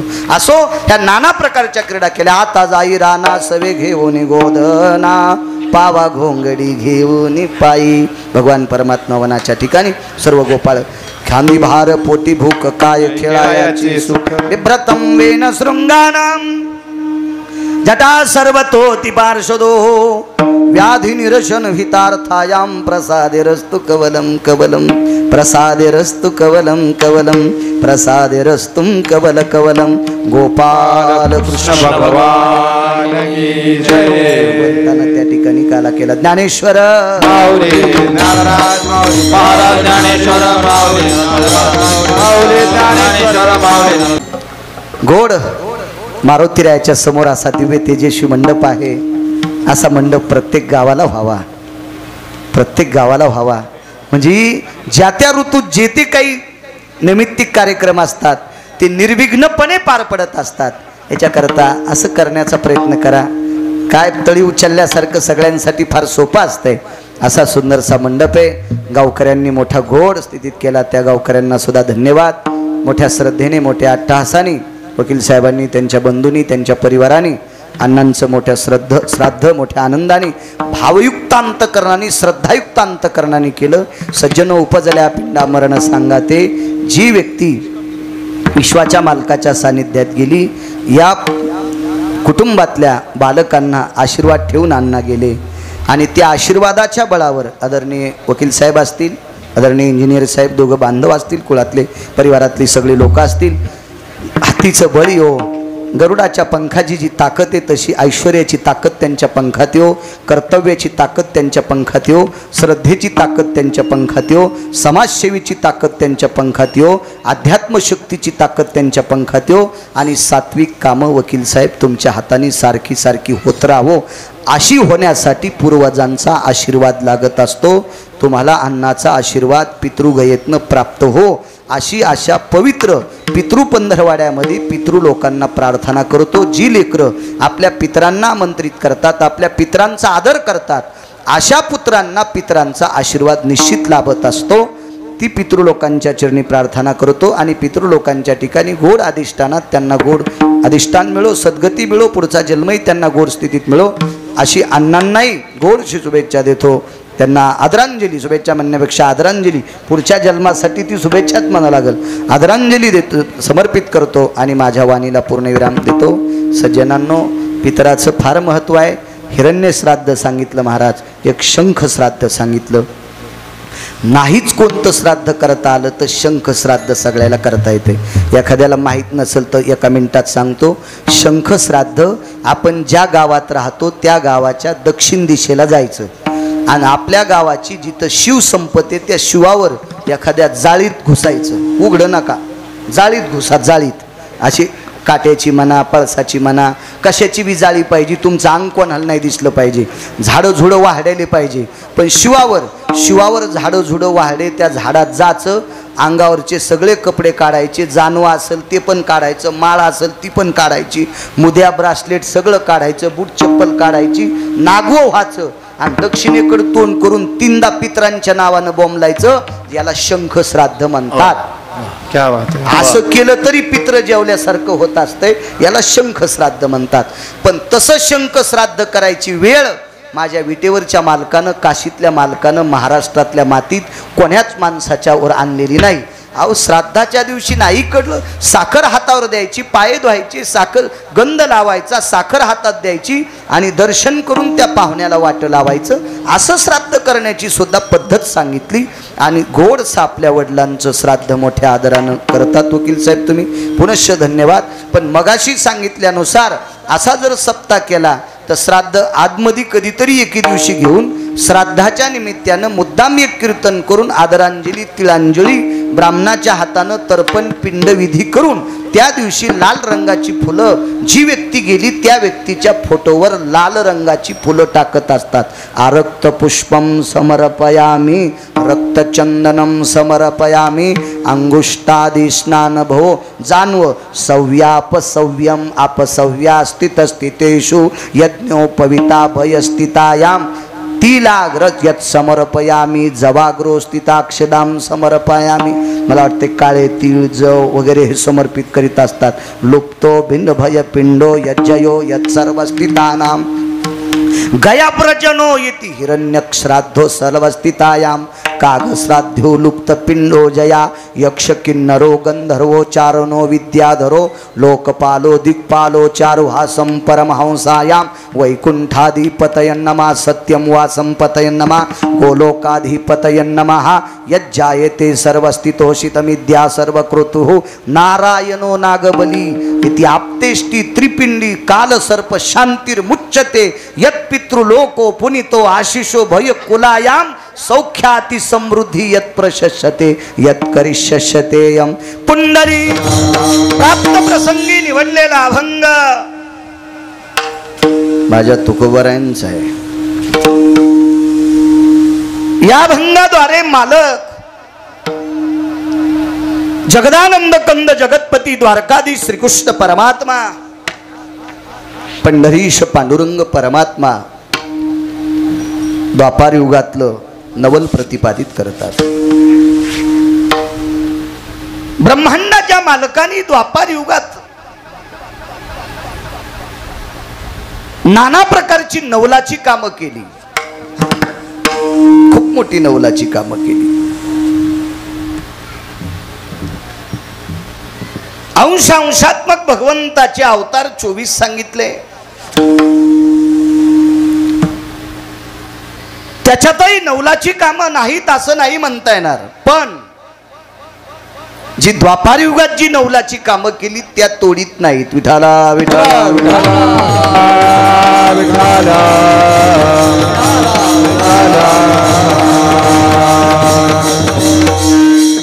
खूप काही नवलाची कामं. देहूतल्या मालकांचा अभंग आहे. अनंत ब्रह्मांडे उदरी हरी हा बालक नंदा घरी. काय नवल आहे. ही सर्व ब्रह्मांड ज्याच्या उदरात आहेत त्याचं पोट तरी किती मोठं असेल कल्पना करा. गाव बसत नाही पोटात. पोटात न बसणं म्हणजे याचा अर्थ सांगू, एका माणसाचं अख्खं गाव ऐकत नाही. एक छोटस गाव एका माणसाचं ऐकत नाही. 2-3% तरी त्याच्या विरोधात जाणार. 2-3% तरी त्याच्या विरोधात जाणार. पण नाही या मालकाच्या विरोधात गेलं कोणी. नाही गेलं. ज्यानं जाण्याचा प्रयत्न केला तो शिल्लकच राहिला नाही. इतकी ताकद त्या अवतारातली, इतकी ताकद. काही शुह विरोधात गेले, शुह, मानवी शुह. हे कोल्हेन, मांजरण, डुकरण, कुत्रे हे सोडून द्या. द्वापार युगात एका पक्षामध्ये शुह होते, शुह. दुर्योधनाचा पक्ष कृष्णदेव सामान्य नव्हता, फार मोठी शुह होती त्या बाजूनं. भीष्माचार्य, द्रोणाचार्य, कृपाचार्य. आणि या भारतीय युद्धातला एक नंबरचा मानवी शुह त्याला कर्ण म्हणतात. बाकीचे द्या सोडून, पण 4 शुह त्या बाजूने आहेत, पण मूर्खाच्या संगतीत आहेत. याच्याकरता जगाच्या मालकांनी क्रांती केली, त्यांनाही ठेवलं नाही, नाही ठेवता आलं नाही. इतका स्वतंत्र अवतार, स्वतंत्र अवतार. मागच्या अवतारात कामं केली, पण लोन घेऊन कामं केली. आमच्या पाहुण्यानं खाजगी बँकेचं कर्ज घेतलं आणि पाईपलाईन केली. ज्या रानात पाईपलाईन केली ते कर्ज फेडण्यासाठी ते रानच विकावं लागलं. कारण खाजगी बँकेचं कर्ज होतं आणि तिला तारण पाय बांधून घेते, पक्के बांधतात पाय असे पक्के. असा कर्ज मागचा अवतार म्हणजे ऋणातला होता, ऋणातला. मुक्त आहे, स्वतंत्र आहे अवतार. फार नवलाची काम आहे. अभंगातली अशी वेगात सांगतो आणि जेवढा तुम्ही आशीर्वाद देताल ती पुढची सांगण्याचा प्रयत्न करतो. ही सर्व ब्रह्मांड ज्याच्या उदरात आहे ते नंदाच्या घरी बालकत्व निभवते. हेही नवल आहे, हेही नवल आहे. अहो थोडंफार शहाणपण आल्यावर जे मायबापाला मायबाप म्हणत नाही असे नालायक जगात खूप आहेत, खूप आहेत असे, खूप खूप खूप. वाटळीत वाळलेली पानं जसे उडतात असे उडायलेत काही काही. मुठभर ज्ञान असलेले 2-4 पुस्तकं पाठ केलेले भंगिरे मायबापाला माय म्हणत नाही. विश्व ज्याच्या उदरात सामावलंय तो यशोदेच्या नंदाच्या दारात बालकत्व निभवतोय. तिला आई म्हणतोय, नंदांना बाबा म्हणतोय. नवलच म्हणावं लागेल ना. खरं तर त्याचे आई वडील जिवंत आहेत, ज्यांनी जन्म दिलाय ते जिवंत आहेत, तरी पण यांना आई बाबा म्हणतंय, हेही नवल आहे. त्यांच्या घरी बालकत्व निभवतंय. पृथ्वी जेने तृप्त केली त्याशी यशोदा भोजन घाली. बघा पृथ्वी जेव घालण्याची ताकद आहे. एक जणांनी 4-5 पोते साखऱ्या गाळला, महिनाभर सांगत होता 5 पोते साखरेची नुकती, 5 पोते साखरेची नुकती. म्हणलं हानतूक तू आम्हाला, तुझी नुकती खाल्लेली उलटायची वेळ आली, इतका उचकून काढायला तू.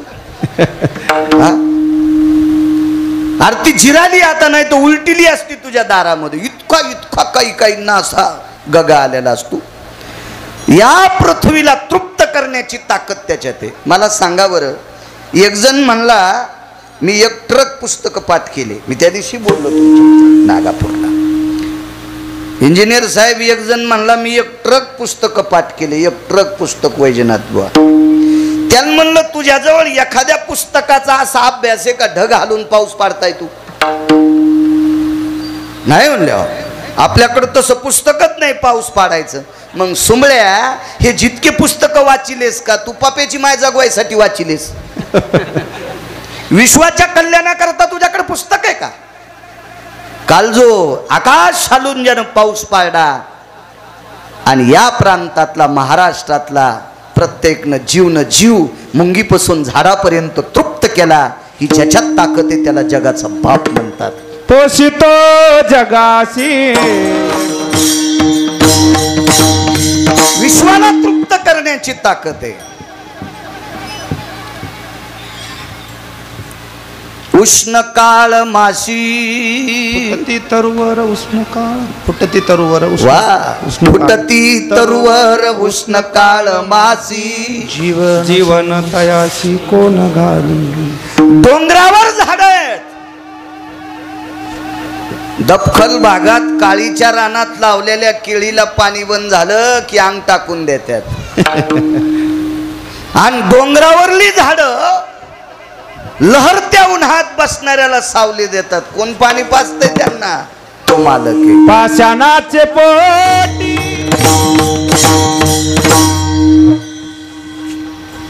मी पोथ्या वाचायचो त्यावेळेला ढोकसाळला एक ईर खांदत होते, लांब आमच्यापासून ढोकसाळ.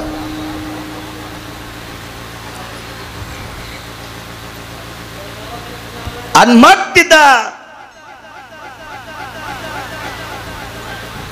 मला बऱ्यापैकी बार कोरता येत होता.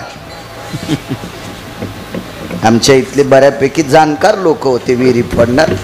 गेलो त्यांच्यासोबत, पण त्यांनी सांगितलं, बाळू तू दुपार पस्तोर डालग लोटी जाय, दुपारून आमचा स्वयंपाक करी जाय. जमलं गडे मेळ म्हणला आपला. ग्रंथाची कृपा झाली.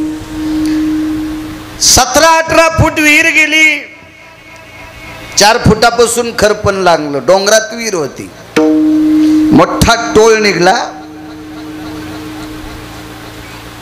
तो टोळ क्रेन वरी काढला. डालग असायचं क्रेनला.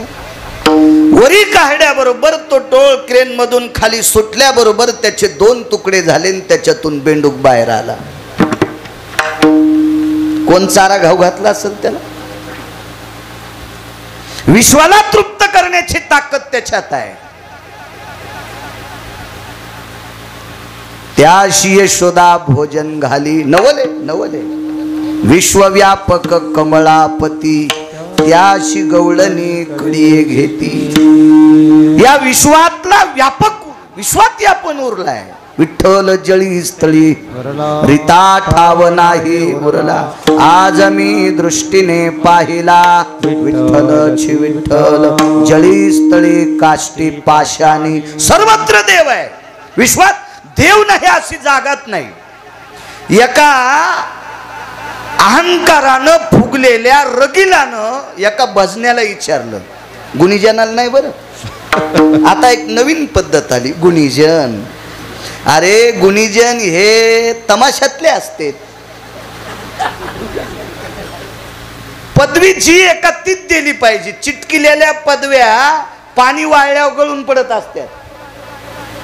एक जुनी मन आहे, पण कीर्तनात नाही म्हणत ती. आता चिखलाच्या असं पुढचं तुम्ही लावा.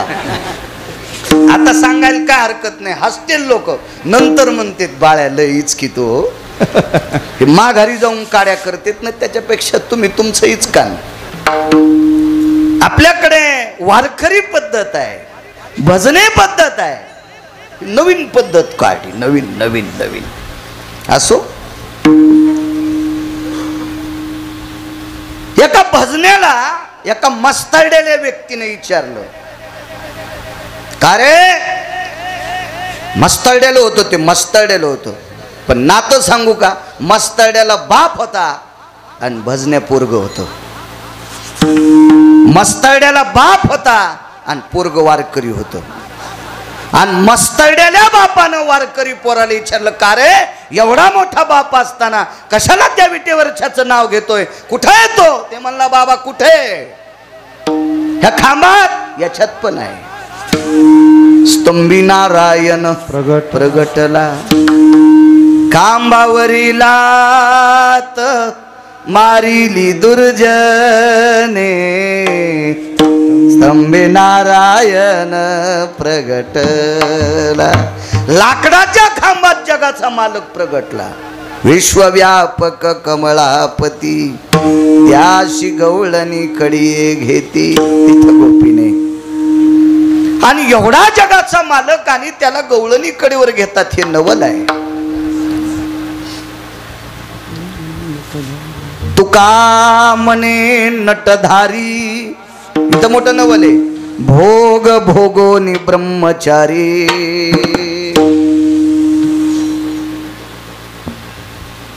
लग्न करून ज्यानं संन्यास घेतला त्याला बाल ब्रह्मचारी पदवी नसते. त्याला बाल ब्रह्मचारी पदवी नसते. घेताय तू लग्न करून संन्यास, पण बाल ब्रह्मचारी नाही. हे तर सगळ्या ब्रह्मचार्यातला ब्रह्मचारी. आणि बायका 16,108.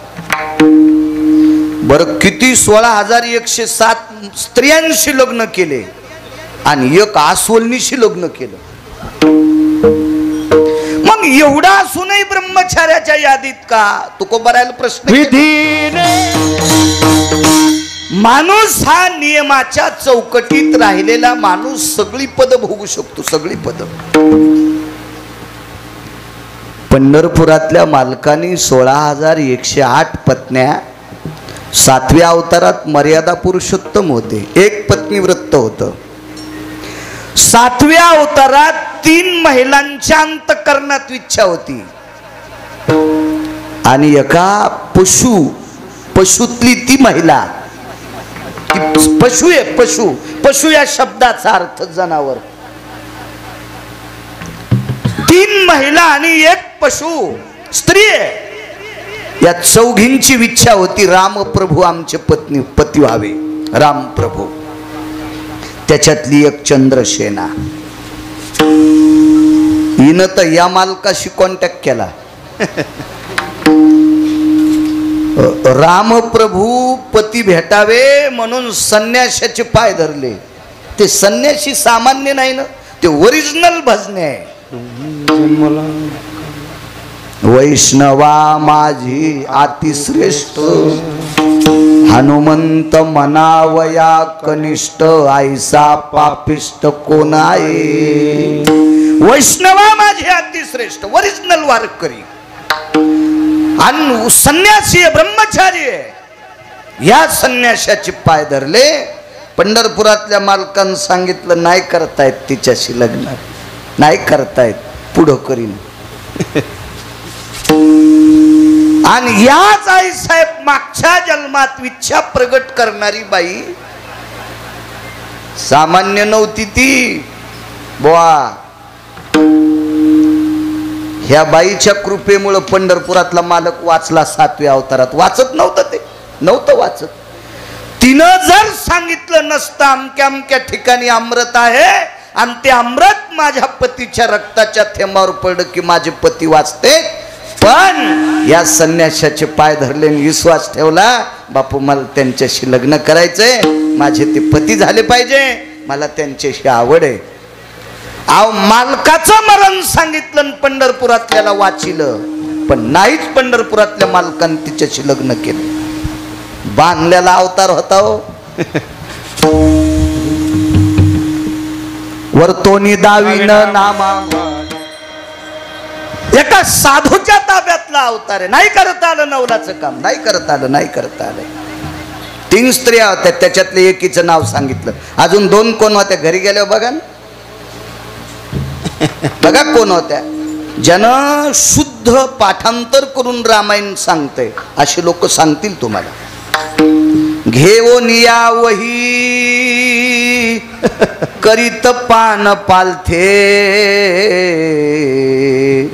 हे कसे सांगतेल तुम्हाशी. हा पाठ.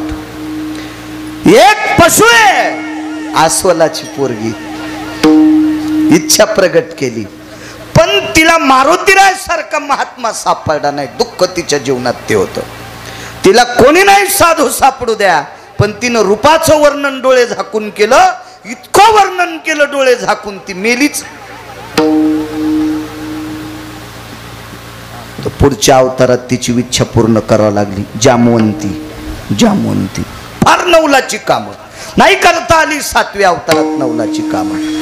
पण का सीतेच्या व्यतिरिक्त जेवढ्या भेटत्यान तेवढ्या कौशल्या, सीतेच्या व्यतिरिक्त जेवढ्या दिसत्यान तेवढ्या सुमित्रा, सीतेच्या व्यतिरिक्त जेवढ्या भेटतील तेवढ्या कैकई, माते समान. पुन्हा एखादीचं नाव सांगता येतं बापू. राजा दशरथाला 703 पत्न्या होत्या. तिघीचं कोणी सांगत, 700चं एखादीचं सांगावं ना. ती कीर्ती ध्वजन रूपाची कन्या, ती कीर्ती ध्वजन रूपाची कन्या, नामने कामशिला पूर्ण. राजा दशरथाच्या 703 पत्न्यापैकी कीर्तिध्वज राजाची मुलगी, तिचं नाव होतं कामशिला. बस झालं एवढं आहे का नाही. 700तली एक काय केली. आता बाकीच्या घरी गेल्यावर पहा, विठाला विठाला विठाला.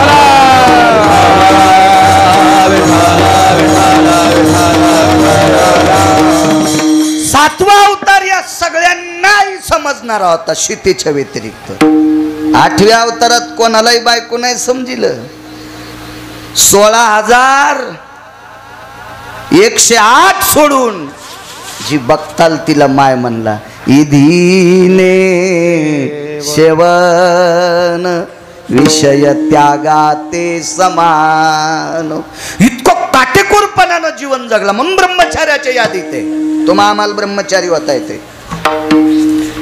बापानं जिच्या सोबत तुमचं पाणी ग्रहण करायला लावलंय किंवा तुम्ही ज्या स्त्री सोबत पाणी ग्रहण केलंय तिला धर्मपत्नी म्हणून स्वीकारायचं. तिच्या व्यतिरिक्त जगातली जी ज्येष्ठ स्त्री दिसेल तिला माय म्हणायचं, कनिष्ठ स्त्री दिसेल तिला बहीण म्हणायचं. तो कोट्यावधी संन्याशाच्या बरोबरीचा आहे. विठाला विठाला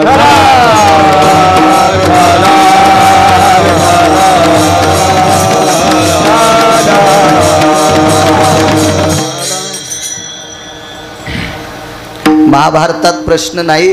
नवल सांगतोय. नवल नवल का तुकोबाराय म्हणतात भोग भोगून ब्रह्मचारी.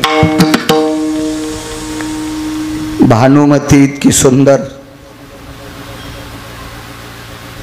महाभारतात एकही स्त्री नव्हती. एकही स्त्री नव्हती. एकही स्त्री नव्हती. वाक्य नीट ऐका. नवल केवढे केवढे सांगतोय. भानुमती सारखी सुंदर महाभारतात द्रौपदी पण नव्हती सुंदर.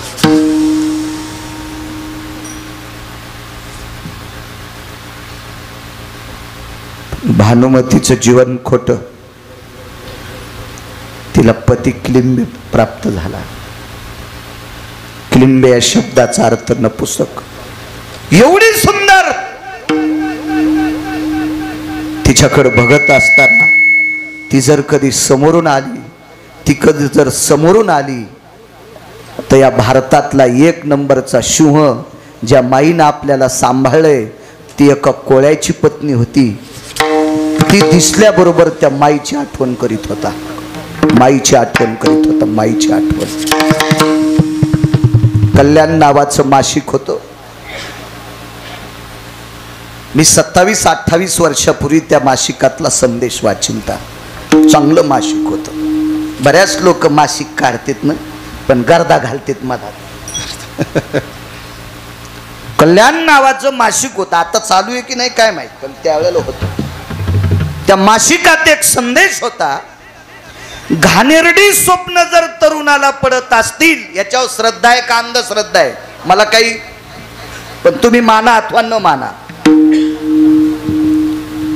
घाणेरडी स्वप्न जर तारुण्य अवस्थेत पडत असतील तर रात्री झोपताना उशीवर बोटानं आपल्या आईचं नाव लिहायचं. पेननं नाही, पेन्सिलनं नाही, खडूनं नाही, काय नाही, बोलताना आपल्या आईचं नाव असेल सावित्री, सावित्री असं उशीवर नुसतं लिहायचं आणि ती उशाला उशी घ्यायची आणि झोपताना एक तुळशीचं पान गुळणा करून पाय धुवून तोंडात टाकायचं.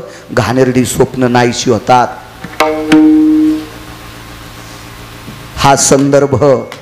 हा संदर्भ भारतातल्या 1 नंबरच्या सिंहाने कर्णाने अंतकरणात घेतला असेल. भानुमती सारखी सुंदर स्त्री महाभारतात कोणती नाही. आणि तिच्याकडे बघितल्याच्या नंतर आपल्याला कळतंय ती क्लिंबे पतीची पत्नी आहे. पण मी पुरुषार्थी आहे, पण नकोय. आपण वृषालीचा पती आहे. हिच्याकडे वासनात्मक दृष्टीनं पाहू नये म्हणून भानुमती दिसली की कर्णाच्या तोंडात त्या सांभाळणाऱ्या माईचं नाव येत होतं. कर्णाला माहीत नव्हतं मी कोणती पुत्र आहे, हे नंतर कळालं. हे पंढरपुरातल्या मालकांना दाखवून दिलं ही तुझी आई आहे. पण अगोदर तर माशा पकडणाऱ्या व्यक्तीची पत्नी तिनं सांभाळ केला, तिचं स्मरण करायचा. तर भगवंताकडे एका चारवाकाचा प्रश्न आहे. 3 श्लोक आले एका पुराणात. ते श्लोक नंतर घरी गेल्या वाचा. बरेच लोक म्हणते ते कशातला असेल. अरे सुंबळ्या वाची जाईन तू वाची जाईन. एक भेटला मला महाराज एक कशातला असते. म्हणलं तू जिथ रोग तोंड पुरत आहे का तिथलाच पाला खात जाय. शेळीनं पांदीला चराव येलं खावा. शेळीनं उठाच्या हातीच्या नादी लागू नये. ते कुठल्या फांद्या वढीत ना. शेपुर्डी म्हणली मी उठासारखंच खाईन, मेली उपासानच. मला एक कळते, दुसऱ्याचे धुणे धुत बसण्यापेक्षा आपले कपडे कुठं मळाले ते धुवा. जे माणसं दुसऱ्याची धुणे धुण्यात जास्त नादी लागतात का त्याला कालांतरानं बायकोच्या साड्या धुवायची येळी येते. विठाला विठाला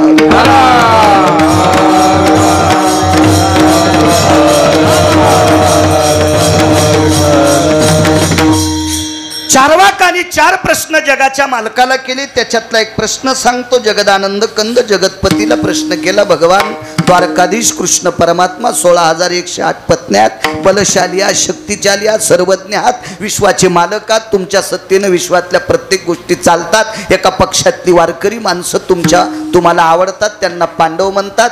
तिकडच्या पक्षातली ती 100ला 100 हे शिमग्याचा हुरेव हे घाण वस्तू पुसायच्या चिंध्या आहेत त्या, किंवा घाण वस्तू पुसलेल्या भरलेल्या चिंध्या येतात त्या. आणि त्याच्यात एक स्त्रीरत्न आहे. स्त्रीरत्न स्त्रीरत्न स्त्रीरत्न. उद्या 15 तारखेपासून स्त्री शक्तीचा जागर, स्त्री शक्तीचा जागर, स्त्री शक्तीचा उदो उदो. शारदीय नवरात्री महोत्सव सुरू होईल. महोत्सव सुरू होईल. आणि चारवाकानं केलेला प्रश्न भगवंताच्या लक्षात आलं. आणि भगवंतानं सांगितलं नको रे नको रे नको रे. तिच्या जीवनात जरी किलिंबपती भेटला असेल, पण मी 16,108 स्त्रिया ज्या मला पती रूपात मानतात, मी त्यांचा पती आहे. आणि ती ती ती ती ती मला बापाच्या रूपात मानती.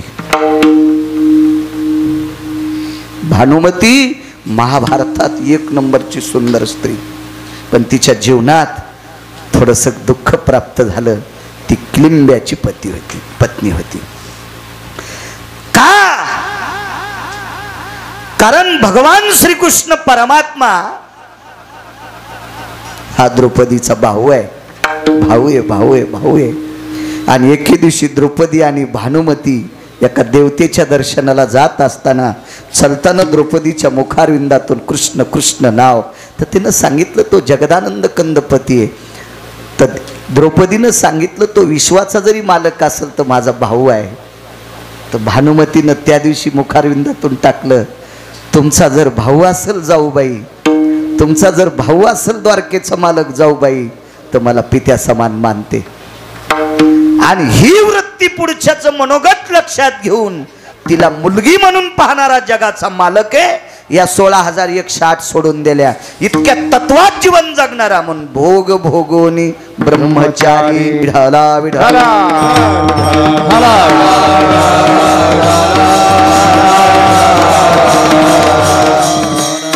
काय काय नवल केले, 1-2 नवल तुमच्या पुढे मान